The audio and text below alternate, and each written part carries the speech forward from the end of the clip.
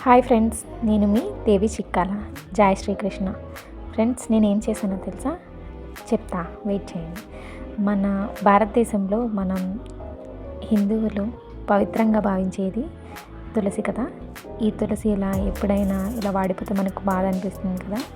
ఇక్కడ చూసారు కదా, తులసి కొమ్మల్ని నీట్గా ఇలా ఈవెన్గా కట్ చేసుకుంటున్నాను. ఇలా ఈవెన్గా కట్ చేసుకున్న పీసెస్ని ఒక మాల చేయాలంటే పీసెస్ అన్నీ ఈవెన్గా ఉండాలి కదా. సో అందుకని ప్రతి పీస్ని ఇలా నైఫ్తో షార్ప్ చేస్తున్నాను. తులసిని పూజించడం అంటే నాకు చాలా ఇష్టం. ఎంతైనా మన హిందూ సాంప్రదాయాలు ఒక విలువను కలిగి ఉంటాయి. ఈ తులసి మాలను చాలా భక్తితో చేశాను. చూడండి, ఈ తులసి కొమ్మలు ఎంత ఈవెన్గా ఉన్నాయో.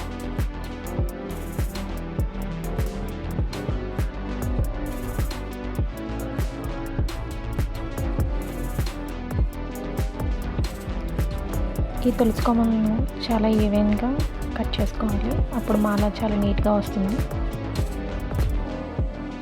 ఈ తులసి మాలను మీరు మీ పూజా మందిరంలో దేవుడికి అలంకరించడానికి ఉపయోగించవచ్చు. అంతేకాకుండా దీన్ని మీరు మీ మెడలో కూడా ధరించవచ్చు.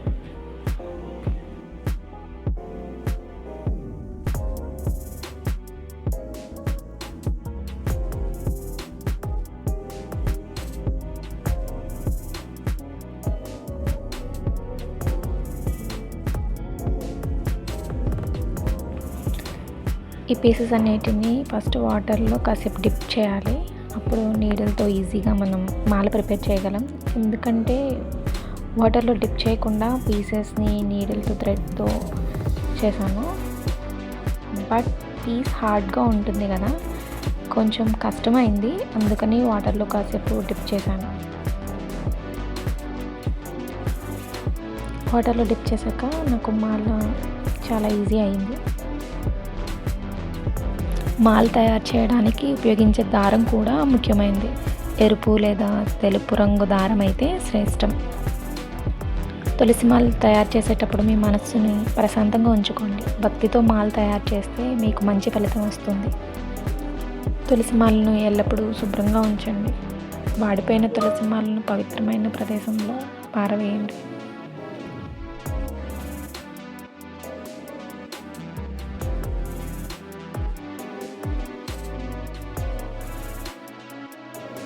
మాల అయితే చాలా నీట్గా వచ్చింది.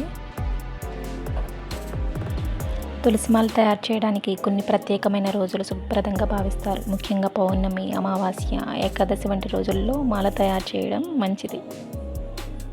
తులసి కొమ్మలను నీటిలో నానబెట్టడం వల్ల అవి మెత్తబడతాయి. దీనివల్ల మాల తయారు చేయడం సులభం అవుతుంది. నీటిలో కొంచెం పసుపు వేస్తే ఇంకా మంచిది.